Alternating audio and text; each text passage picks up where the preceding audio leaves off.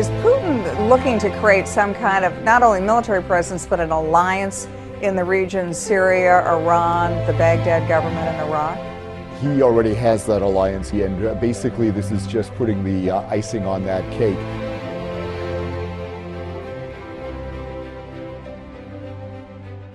I would like to thank Russia's leadership and the Russian people for all the help they've given to Syria. If the West won't protect him from the unruly mobs, then Putin will. That is the case with Syria, Russia's closest ally in the Middle East.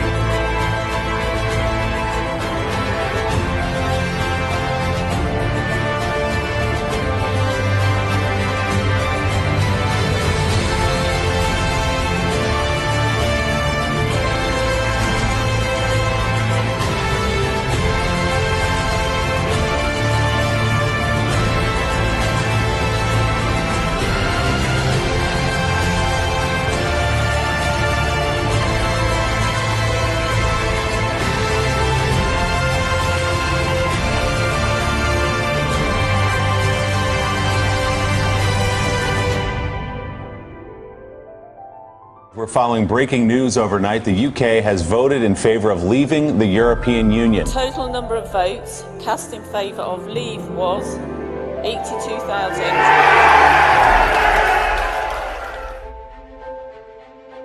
You know, when I came here 17 years ago, and I said that I wanted to lead a campaign to get Britain to leave the European Union, you all laughed at me. Well, I have to say, you're not laughing now, are you?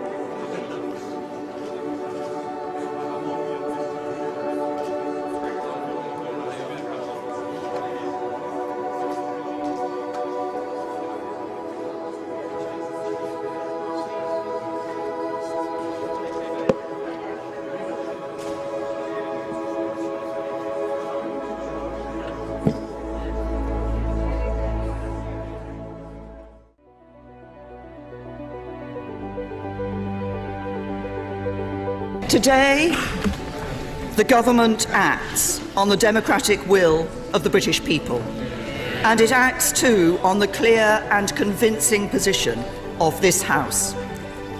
A few minutes ago in Brussels, the United Kingdom's permanent representative to the EU handed a letter to the President of the European Council on my behalf, confirming the government's decision to invoke Article 50 of the Treaty on European Union. The Article 50 process is now underway, and in accordance with the wishes of the British people, the United Kingdom is leaving the European Union.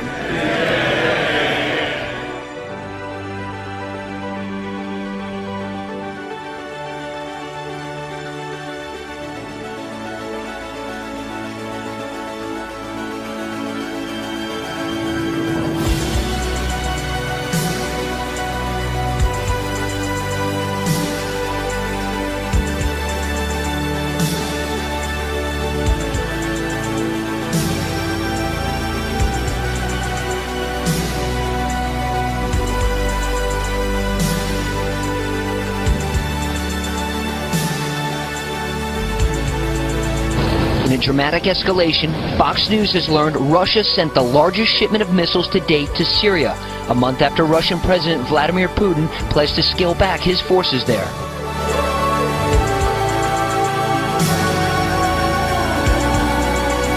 U.S. officials tell Fox in the past 2 days, Russia delivered 50 short-range ballistic missiles to the Syrian port of Tartus along the Mediterranean. Russian SS-21 missiles are called Scarabs by NATO, meant to destroy ground targets up to 100 miles away. Russia also recently fired 6 ballistic missiles from its airbase in Syria against opposition fighters. It is not immediately clear if those opposition fighters were backed by the United States. Russia also completed delivery of its S-300 missile components to Iran, according to Russia's envoy to the Islamic Republic. U.S. officials say Russia still maintains nearly 50 jets, helicopter gunships, and drones in Syria.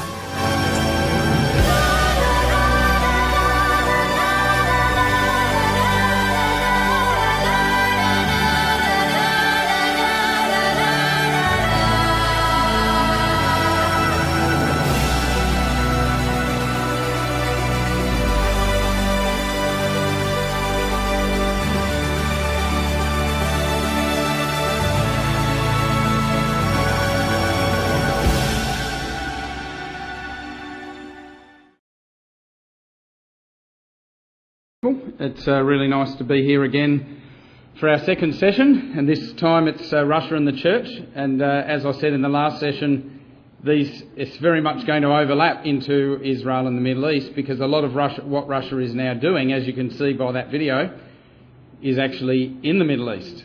So it is quite astounding the way things are going.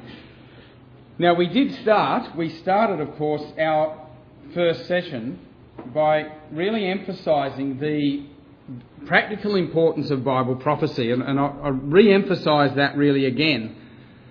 The fact that this is not just some academic interest or exercise that we're carrying out. We're simply, it's not a simple academic study. It is really a look into the mind of God, to actually see the actual mind of God and how God sees the kingdoms of this world. Now, of course, Daniel is a classic example of that. Let's go to Daniel chapter 4. Daniel chapter 4 and verse 17. Of course, Daniel was a man who had incredible passion for what he believed. In fact, when Daniel was shown some of these prophecies, he actually became so sick that he actually was sick for in one case he was actually sick for 3 weeks.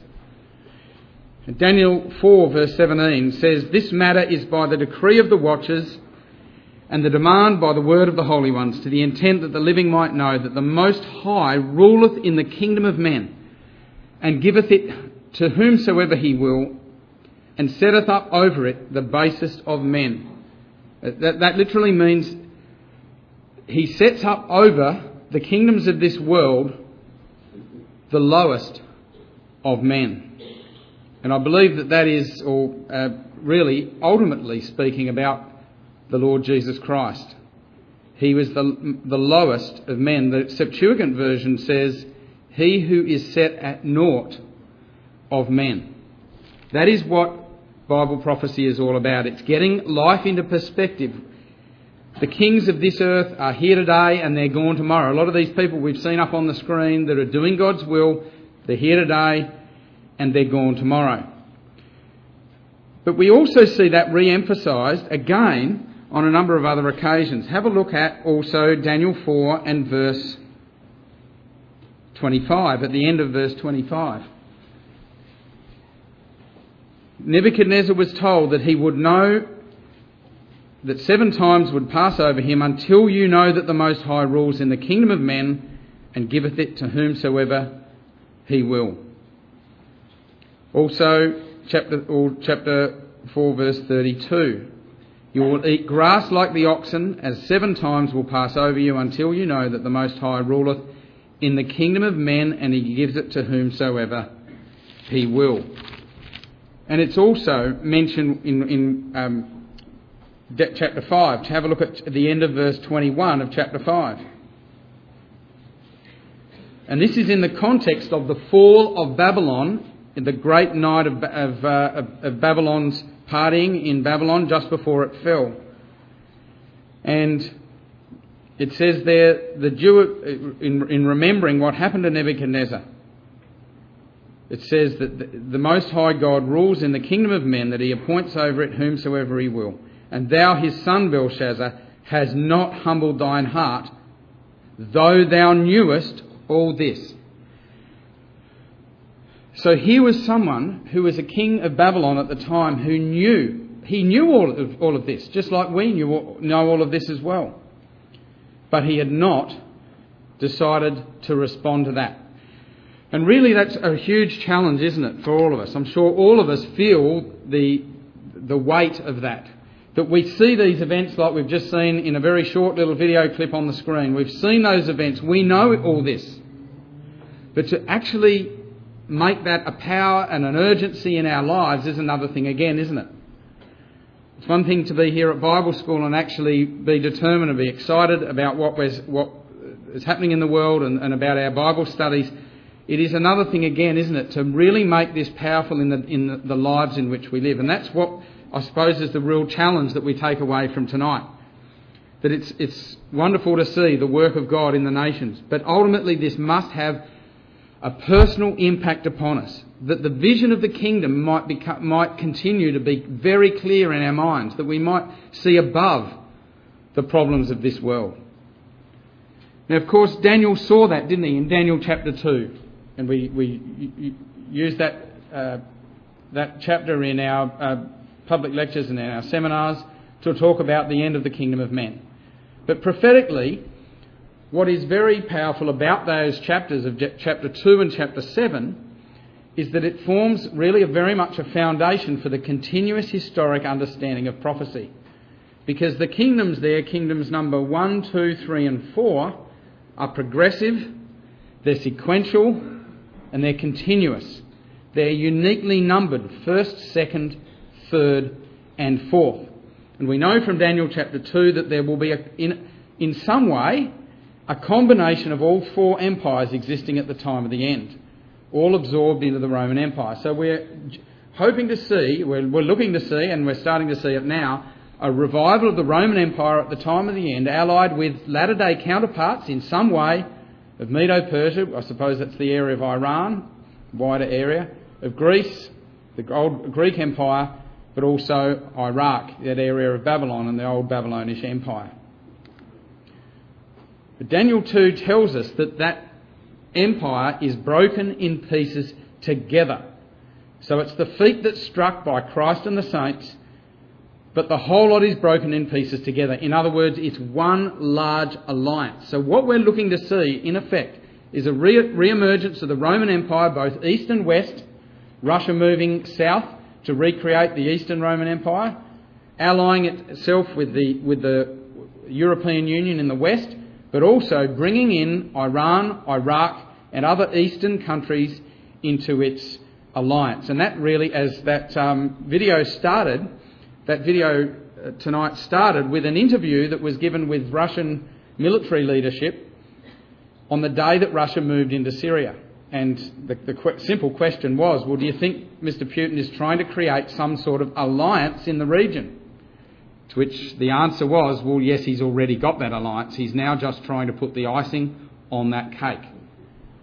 That's what we're looking for. We're looking for an alliance of these ancient empires in some way at the time when Christ comes. But when we come to Daniel 7, and this is what we're going to really focus on tonight, Daniel chapter 7 gives further explanation of what's not given in chapter 2. And in case we might have thought maybe there is a fifth empire, Daniel chapter 7 shows us that there is only 4 empires, and that the fourth beast is the final empire to be destroyed. Yes, it's in alliance with the previous 3, but it's the fourth beast that's destroyed by Christ. In other words, we're looking for the main power to exist when Christ comes to be the Roman Empire. There's no fifth beast. Let's have a look at this. Daniel chapter 7 and verse 7. After this I saw in the night visions, and behold, a fourth beast, dreadful and terrible, strong exceedingly, and it had great iron teeth. It devoured and brake in pieces, and stamped the residue with the feet of it. Now it's a strange sort of thing to say. Stamp the residue with the feet of it.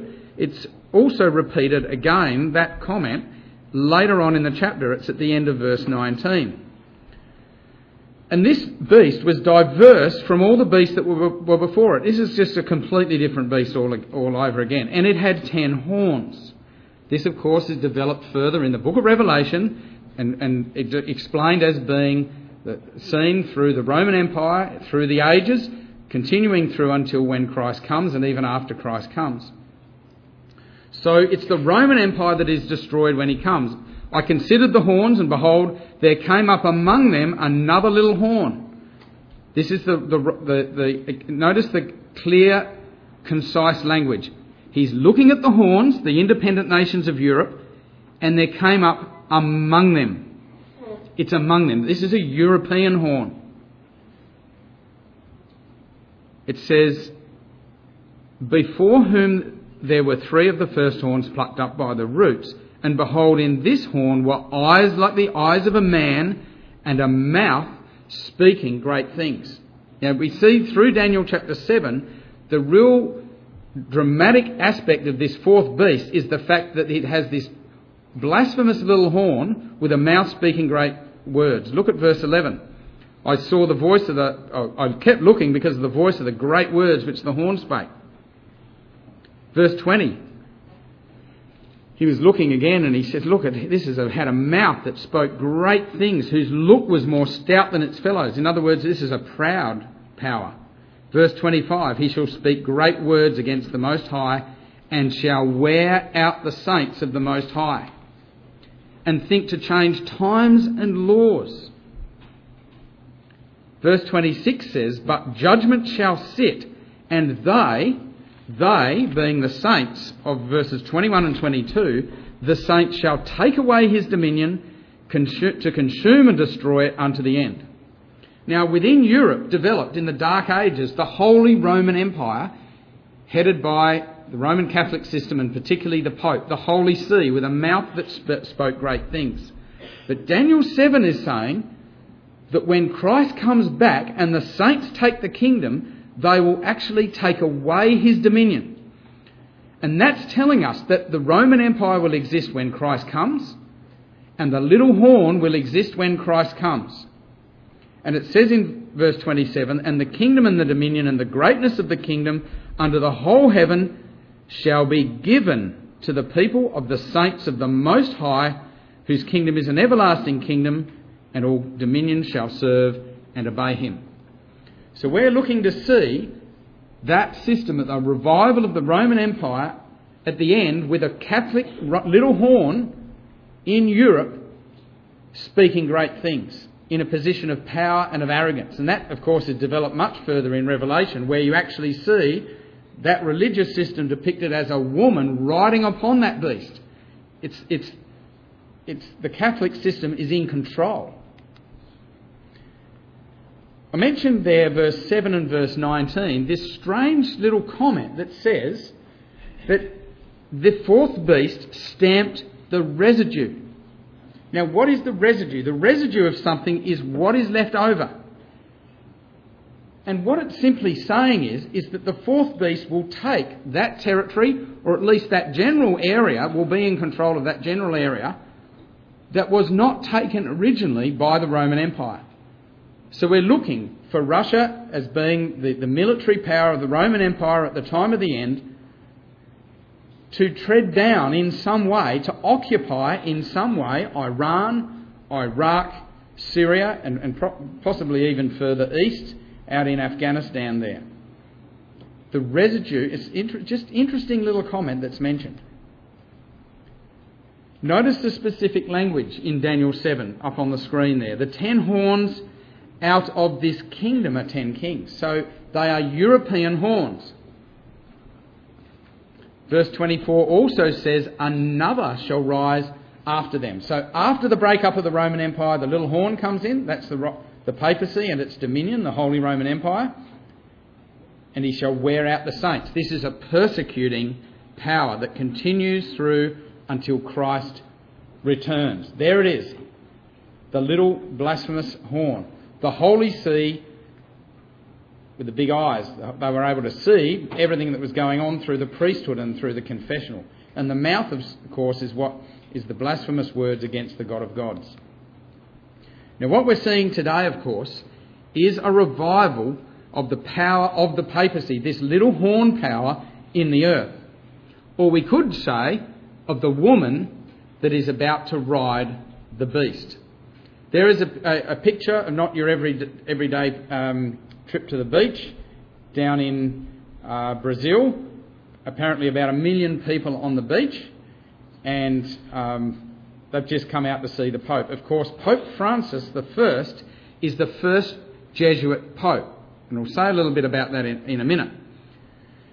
The Jesuits were set up by what was called the Society of Jesus, the Society of Jesus, or was named the Jesuits in the Counter-Reformation in the early 1600s by a man named Ignatius Loyola, who was a military man who set out to destroy Protestantism by the sword and by education.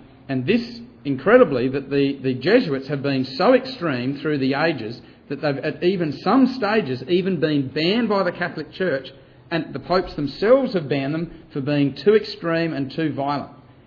Never before has a Jesuit been pope. The current pope is the first Jesuit pope. And we're seeing headlines like this: Pope Francis is remaking the Vatican. It's a new Roman Empire, says Time. It's a new Roman Empire. Wherever he goes, people are flocking to see this popular man, the first Jesuit Pope. And I've heard a lot of people say, oh, but this Pope's different. He's actually a really nice guy. He's really incredibly tolerant. He's incredibly tolerant of minorities. He's reaching out to people.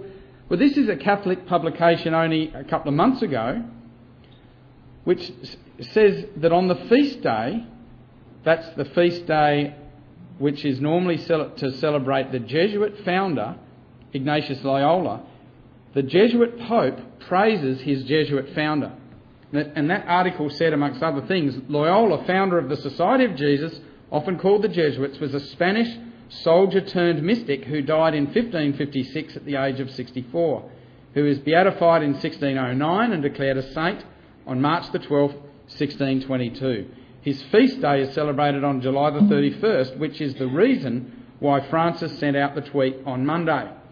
So Francis is asking us, asking his followers, asking the world to follow the founder of the Jesuits. Now that's quite astounding, because it takes very little effort to look at the history of the Jesuits. They were set up for the purpose of the Counter-Reformation, which was to destroy Protestantism, to wipe them out by the sword, but to bring Europe back into the clutches of the papacy through education and through whatever means is necessary. There's much more we could say about that. This Pope is a true Jesuit. He is a Jesuit who uses deception, who uses influence, power, and particularly political power to bring about his ends, and that is world domination by the Catholic Church. There he is in front of the painting. That painting is called it's the Last Judgment. And there he is with the 27 leaders of Europe on the 60th anniversary of the Treaty of Rome. The Treaty of Rome, and we saw that actually in the video earlier.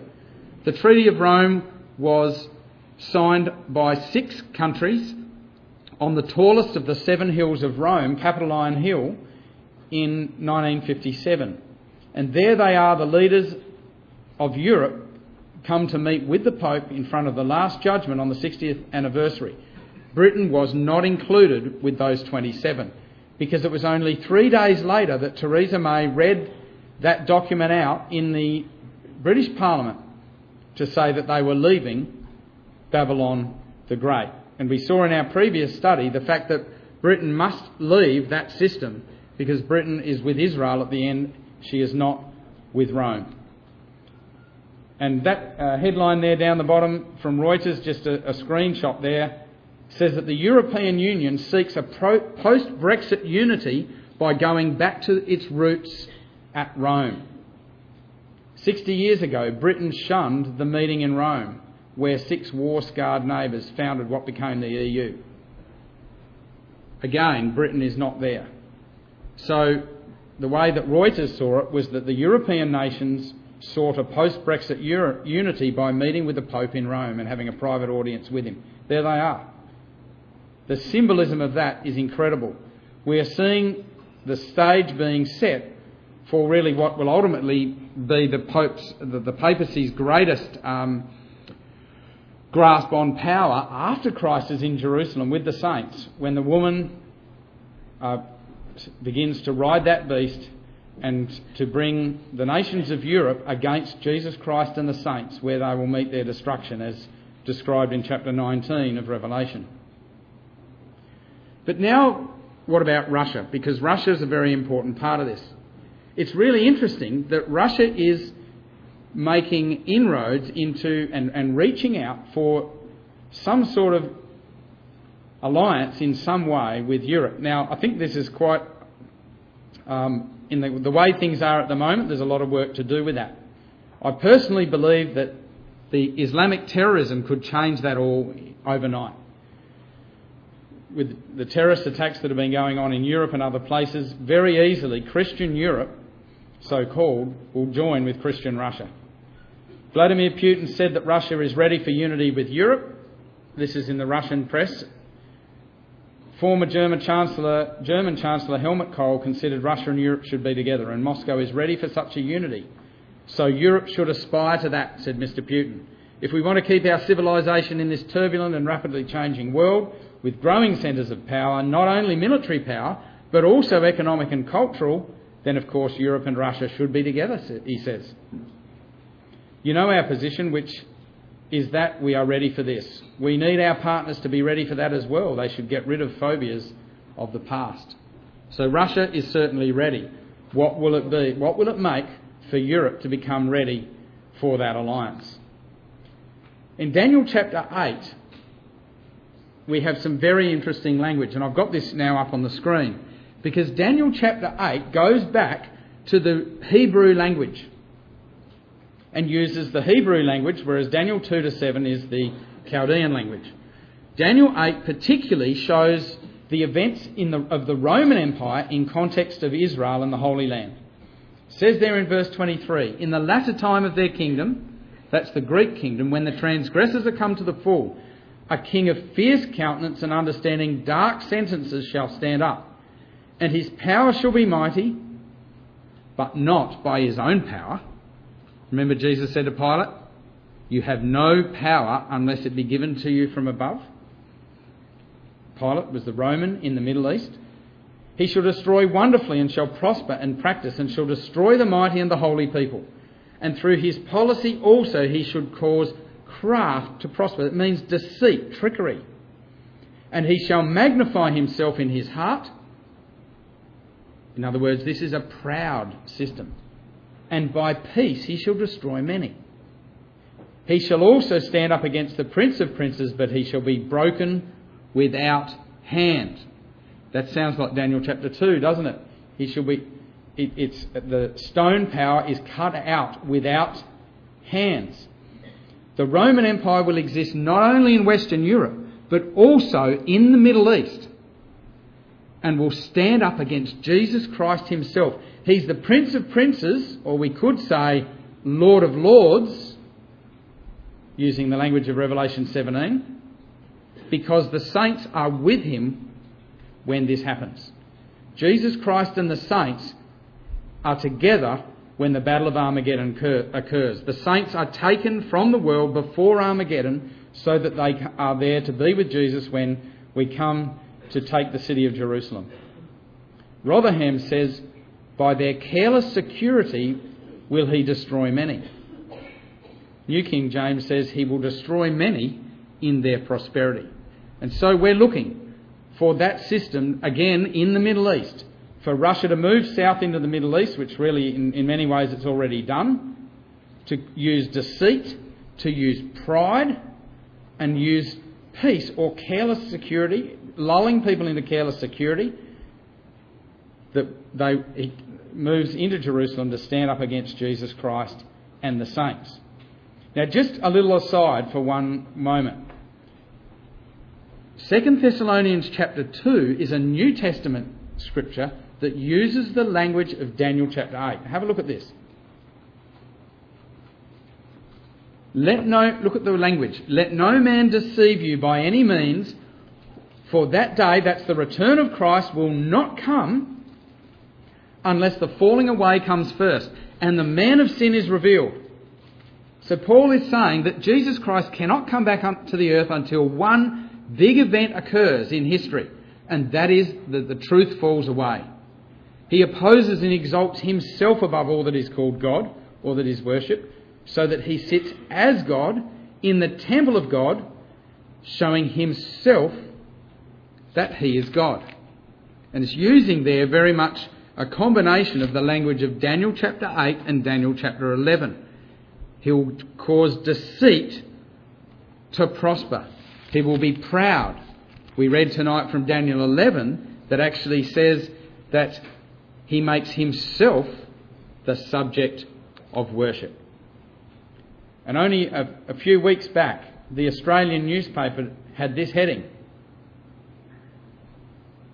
"We will not fall." The Catholic Church may be under siege, but it has survived worse in its long history. And that was an article written by someone within the Catholic Church saying, we will not fall. Revelation 18 says, she will say in her heart, I sit a queen and am no widow. How much has she glorified herself and lived deliciously? So much torment and sorrow give her, for she says in her heart, I sit as a queen and am no widow and shall see no sorrow. And so, putting Daniel 7 and Daniel 8 together, we have a western horn and an eastern horn. We have the blasphemous little horn in Rome, and we have the Roman Empire re-established in Constantinople when Russia takes that city. The language of Revelation 16, the dragon and the beast. Daniel 7, the little horn of the fourth beast. Daniel 8, the little horn of the goat. And here we have examples of this, I suppose, latter-day manifestation of the Roman Empire, where we have these Eastern emperors joining with the papacy. That's why the eagle there, of course, has two heads. It's a double-headed eagle. One is Daniel 7, one is Daniel 8. It has, notice there the flag, that's the Russian flag. Not only does it have the slaying of the dragon on a shield there, it has crowns on the heads of the eagles, and in the claws of the eagle, on one side is the sceptre, indicating rulership, royal rulership. In the other claw, if that's what you call it, is the globe, which represents the world with a cross on the top, representing the latter-day Roman Empire, East and West, in control of the world and ruling. And we've seen, we saw this in the video earlier, less than 2 years ago, almost 1,000 years had gone past where without the head of the Eastern Orthodox Church in Russia ever even meeting with his counterpart in Rome. But the events in the Middle East that were caused by uprisings in the Middle East have brought these people together. These two leaders have taken almost 1,000 years to get to the point where they can come to some agreement. And it's because of Islamic extremism in the Middle East. And I believe that is what's prophetically, when you look at Revelation chapter 9, Revelation chapter 16, I believe it's extremism, Islamic extremism, which will bring Russia and Europe together in alliance in the first instance. And that's what's already happening here. But there's another interesting aspect to this, and you can see just on the bottom right, Mr. Putin there with a headline saying, "Religious diplomacy, this may be the actual goal of Vladimir Putin's visit to Greece." That Greece is a bankrupt state, ready to be taken over very soon by Russia. And it's saying it's religious diplomacy. Political leaders come together, and a lot of it is all about religion, historical religious ties that bind those countries together. But of course the Greek Orthodox Church is very prominent in the city of Jerusalem. There's some really interesting articles on this. There's quite a lot of conflict at the moment over Greek Orthodox land in the city of Jerusalem. And there are certain court cases going on at the moment where the Greek Orthodox Church is aiming to block some of these Jerusalem property sales actually being sold. It's quite complicated, but what you've got is quite a fight between the Israeli government and the Greek Orthodox Church. That's something I think we need to watch for, because when Gog takes Jerusalem, it says in Ezekiel 36 that one of the things Gog says in Ezekiel 36 says, "Even the holy sites are now in my possession." It's an argument over land in Jerusalem. Well, what about Daniel 11? Now, we've read Daniel 11. Let's go there. We read that tonight. We won't really go through all of this now, but notice I've just got on the screen there, again, the re-emphasis on the fact that the Roman emperors and the popes, the thing that's really emphasised over and over again is that they exalt themselves above every god. They make themselves the subject of worship. They don't just blaspheme against God, but they actually, first instance, they changed their religion. They didn't regard the God of their fathers, nor the desire of women, so there was a celibate priesthood. It says, "Nor regard any god, for he shall magnify himself above all." In other words, the emperors and the popes made themselves the subject of worship. This is an extraordinary religion. Actually made themselves God, set themselves up in the temple of God. That's the language that's picked up by Paul in 2 Thessalonians 2. And there we have again this Eastern military power, Roman power, with a Western religious power. They changed their religion, but and you can go back in history and show how the Eastern emperors in Constantinople honoured the Pope with gold and silver and precious stones and present things. He will do this with a strange god in Rome, which he will acknowledge and increase with glory. And that's what we're seeing today, a working together of Russia and the papacy. A God whom his fathers knew not is he honouring. And we have communist leaders in the leadership who previously were atheists, now honouring this strange God in Rome. And this headline on the Russian news site says, "Pope Francis sees Putin as the only man to defend Christians around the world."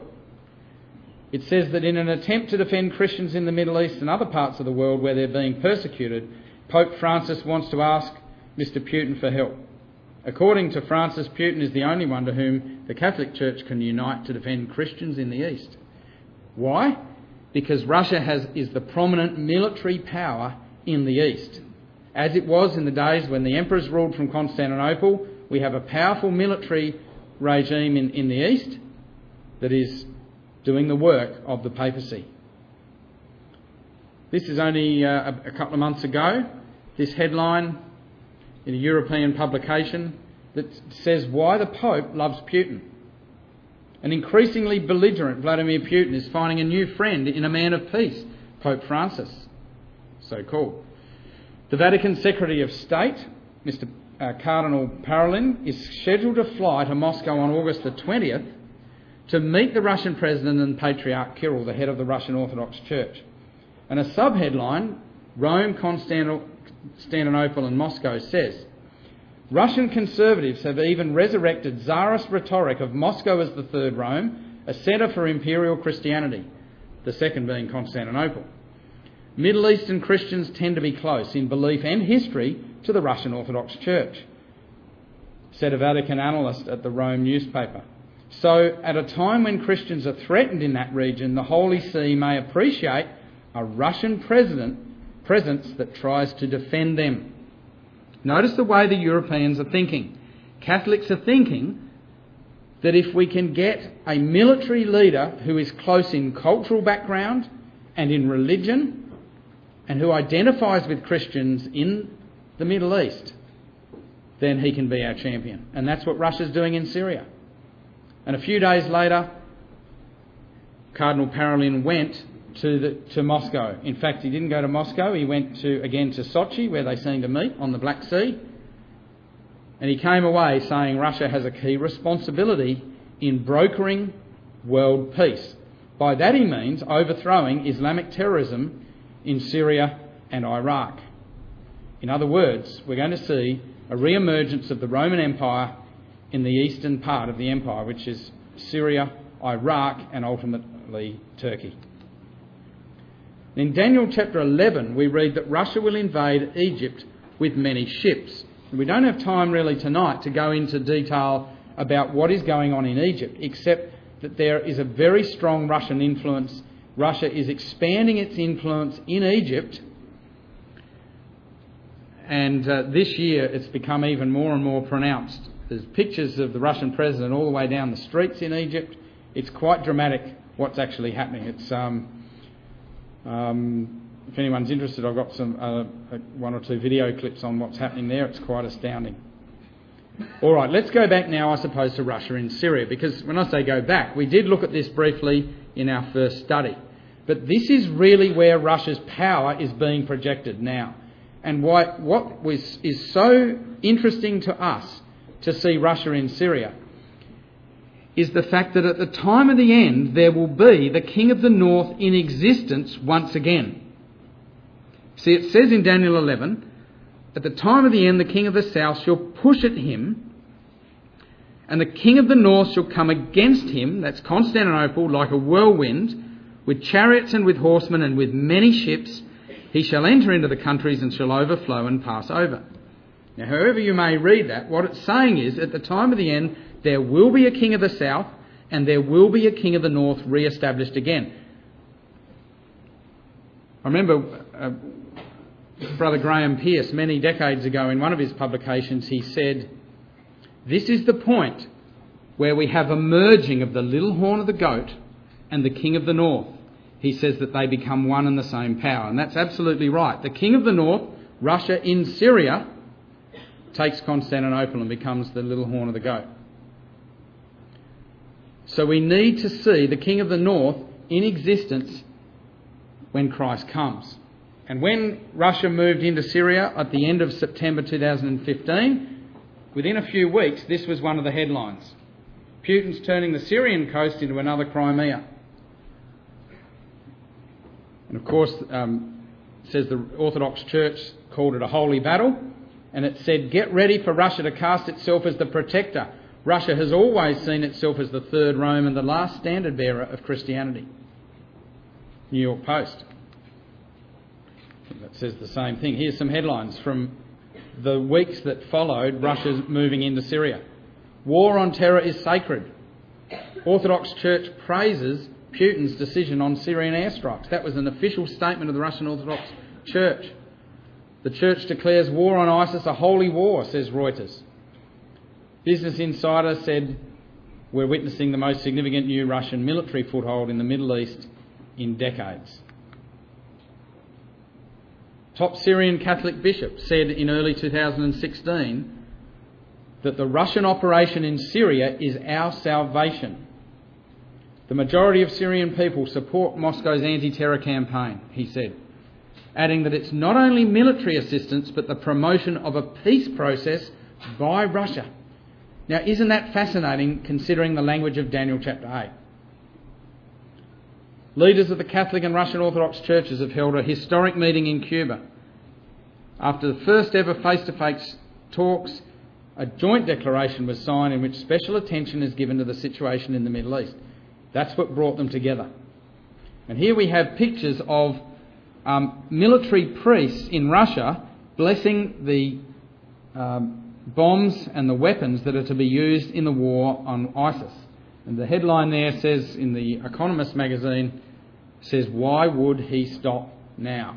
This is a holy war. It has been a holy war, and Russia's certainly now starting to get on top. Now here is the alliance. That's just a screenshot from one of the documentaries, or one of the news reports. It shows the Joint Information Centre, the war on ISIS, with a map there showing Syria, and up the top it's got the 4 flags: Russia, Iran, Iraq and Syria. That's the Joint Information Centre. As that general said, that Russian military man said, he already has that alliance, but he's now just putting the icing on the cake. And so the ships come through the Bosphorus. A few months ago, it says they're watching Russian-Syrian build-up from central Istanbul. And you can, apparently people just sit there and just watch the ships just streaming through the Bosphorus on the way to Syria. Newsweek says Russia, not the US, is now calling the shots in the Middle East with Iran and Iraq. The US's influence in Iraq may also be waning in Russia's favour. Last week, the Iraqi Vice President visited Moscow to make an appeal for close relations with Russia in order to balance the US and its agenda. Just 2 days earlier, the Iraqi Defence Minister met with his Iranian counterpart to talk about greater cooperation between the two countries. So now we have Iraq getting involved with Russian leadership. They're calling on Russia to take a greater leadership role in Iraq. Of course, Iran, only a year ago, for the first time in many decades, allowed a foreign power access to its military, air bases in Iran. But this is an article from this year, earlier this year, that says that Russian military can now bomb Syrian rebels and ISIS from Iran. So Iran have given Russia the authorisation to bomb Islamic extremists using Iranian air bases. And really we could say that this is the first steps of the fourth beast starting to tread the residue. That area of the old Medo-Persian Empire where we're starting to see that Roman influence come into that region. But now we have Russia deploying troops to the Syrian Golan Heights, says the Times of Israel, and many other articles you can go and have a look at there. And in fact, you can actually see Quneitra there, right on the Golan. There are Russian troops within sight of Israel's land. Russia's deploying troops to southern Syria near the Israeli border. It's building a military base in the area of Quneitra and Diara on the Syrian side of the Golan Heights. The Syrian army is withdrawing from the area which has been a rebel stronghold throughout the bloody civil war. Now, isn't that amazing that we've now got Russian bases, military bases, within sight of the Israeli border? Surely we are now seeing a heavy build-up of what will become the King of the North, what is rapidly becoming the King of the North, Russia in Syria, for the final conflict. And look at just these headlines. What about Libya? They're keen on exerting his country's influence in conflict-worn Libya. Russia's extending its Middle East reach with an eye on Libya, says the Jerusalem Post. The Moscow Times says that Libya is Russia's new front line. Russia's urging calm after the Libyan strongman it backs takes the oil ports. And that was back in March. General Haftar, who is backed by Russia, has taken the majority of the country and in March took over the oil ports of Libya. Mr. Haftar is now calling on Russian military assistance in Libya and also assistance for recreating a leadership of the whole of Libya. Libyan oil liberator is aiming to boost Russian ties. And you can look at this. These are just business sites to do with oil. Libyan National Army commander Khalifa Haftar, the man responsible for recapturing the country's oil ports and essentially restarting production, is meeting top officials in Moscow. That's just in August. Numerous trips have been made to Moscow by Mr Haftar to secure Russian power grab in Libya. Russia is eyeing a rapid Middle East energy expansion. So it's not just all about military, it's about business, it's about finance, it's about world domination, control of energy. And these are just business magazines. Russian companies are now destined to embark upon a new expansion, this time in the Middle East.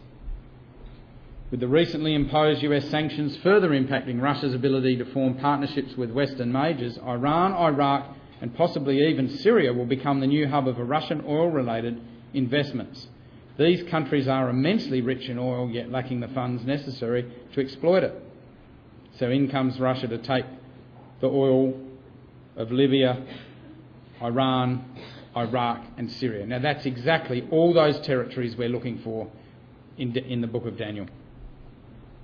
And there's a headline talking about what we were talking about just earlier, that Baghdad has sought a substantial Russian military and political presence in Iraq. Now,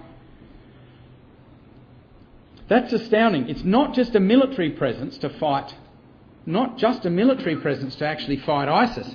They're actually asking Russia to become involved in their political system in Iraq. In other words, the Iraqis are wanting a level of Russian control in their government. Ezekiel 38 verse 7 says, "Be thou a guard unto them," or a protector. And what did Russia say? Russia said, the Speaker of Russia's Upper House of Parliament responded by saying Russia is determined to expand its interaction with Iraq, both politically and economically, as well as in the military technical sphere. Oh, and of course on the parliamentary level. So we're going to see Russia now take control of Iraq as well.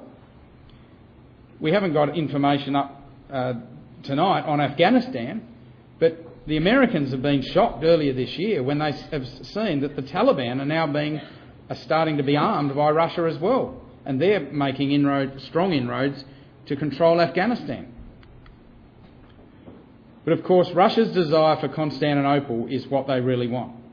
That Russia has, since 1453, since the Turks took Constantinople, Russia has always wanted to put the Russian flags back on the St. Sophia's Cathedral. Or it's currently a museum, but it used to be a cathedral. And when Russia moves in and takes Constantinople, and I say most likely after Christ has come, most likely, the way things are going at the moment, things seem to be happening before Christ's coming that we thought may have been after. But certainly before Armageddon, Russia will take Constantinople. And it's interesting to read Russian headlines like this in Russian media. If Erdogan starts confronting Moscow, it will bury Turkey. See, they're talking about it. There's a lot of dispute about the St. Sophia's Cathedral and who should control it. Dispute between Muslims in Turkey, secular people in Turkey, and also the religious people. And this is what I really want to finish on now. What does the Orthodox Church say about this? Well, the Orthodox Church has a plan to retake Constantinople. Officially, that is what they've always planned for many hundreds of years. In fact, if you look at the Russian churches have on the top of all the churches, they have a cross over the top of a crescent, which refers to the day when they believe the church will retake Constantinople. But this is what the Orthodox Church says on their official website in England. The liberation of Constantinople will happen. Then the last liturgy in the Church of the Holy Wisdom, Hagia Sophia, will be completed. Then the Kurds, Armenians, Greeks and Syrians will all see justice. The question therefore arises is, what will happen to the Patriarch of Constantinople once the city has been liberated by Russia? Clearly, Russia will hand it and its surrounding territory over to the Greek nation, to whom it belongs. Russia will have no interest in keeping it, since its real interest is Jerusalem and the Holy Land, where 1 million Russians live. In the language of Daniel 11, we could say, he shall overflow and pass over. And what did Paul say in Romans? He said, when the enemy comes in like a flood, using that language of Daniel, when the enemy comes in like a flood, he will raise up a standard against him. In Romans chapter 11, and Paul says that this is the day when I will turn them away from their sins. And what a wonderful day that is, brothers and sisters. Now what I really want to finish with is the Lord Jesus Christ. Because that is the most important thing about all of what we've been considering. Jesus says, I stand at the door and knock. He says, blessed is he that watches and keeps his garments. He is knocking at the door. Now what is beautiful about that is that that is taken from the Song of Solomon, the principle where the beloved came and would put the myrrh on the door handle for his fiancée to come to the door handle and smell that sweet smelling myrrh on the door handle as a message to his bride that he loves her. And what a beautiful concept. We often think of a stand at the door and knock as something that is maybe a worrying thing or something that would shock us. But the principle taken from Scripture is one of the Lord Jesus Christ, who has an incredible love for his ecclesia. He is standing at the door and he is knocking because he wants to be married to his bride. And I think, brothers and sisters, what we can take away from these events that we've seen in the world is the incredible comfort to know that all the trials and the stresses of life, the problems that we encounter, the problems of our mortality, the sadness and the grief will soon be taken away when the Lord Jesus Christ, indeed, he is knocking at our door now, but the wonderful thing is we long for that day when that door will actually be opened. And let us pray that that day will be very soon, and let us long for that day and help each other towards that wonderful day. Thank you. Wonderful day. Thank you.